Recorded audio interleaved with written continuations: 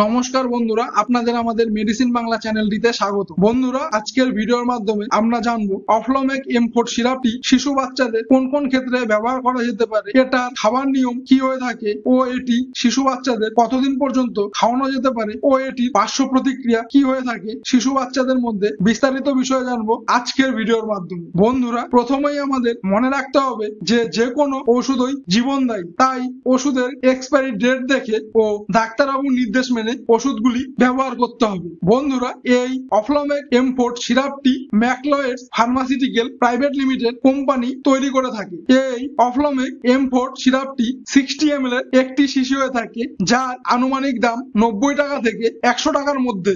অফ্লমেক M4 সিরাপটি বাজারে যে কোনো খুচরো মেডিকেল স্টোরে পেয়ে যাবেন। এই অফ্লমেক M4 সিরাপটি দুটি ভিন্ন মলিকুলের সংমিশ্রণে তৈরি করা হয়েছে, যেমন প্রথমটি ওফ্লক্সাসিন 100 mg ও দ্বিতীয়টি মেট্রোনিডাজল 200 mg ব্যবহার করা হয়েছে প্রত্যেক 5 ml এই সিরাপটিতে। এই অফ্লমেক M4 সিরাপটি ডাক্তারবাবুরা 2 বছরের শিশু বাচ্চা থেকে শুরু করে প্রায় 6 বছর বয়স পর্যন্ত শিশু বাচ্চাদের ব্যাকটেরিয়াল ও অ্যান্টিব্যাকটেরিয়াল ইনফেকশনের ফলে পেট খারাপ, ঘর হজম, ডায়রিয়া, পাতলা পায়খানা এবং মলের সাথে আমাশার লক্ষণ দেখা গেলে ডাক্তারবাবুরা শিশু বাচ্চাদের অফ্লমেক M4 সিরাপটি প্রেসক্রিপশন করে থাকে শিশু বাচ্চাদের ওজনের উপর ভিত্তি করে। এখন আমরা জেনে নেব অফ্লমেক M4 সিরাপের ডোজ শিশু বাচ্চাদের কি পরিমাণের হয়ে থাকে। শিশু বাচ্চাদের প্রত্যেক 3 কেজি ওজনে 1 ml করে দিনে 2 বার করে খাবার পরে 5 থেকে 7 দিন পর্যন্ত খাওয়ানো যেতে পারে এই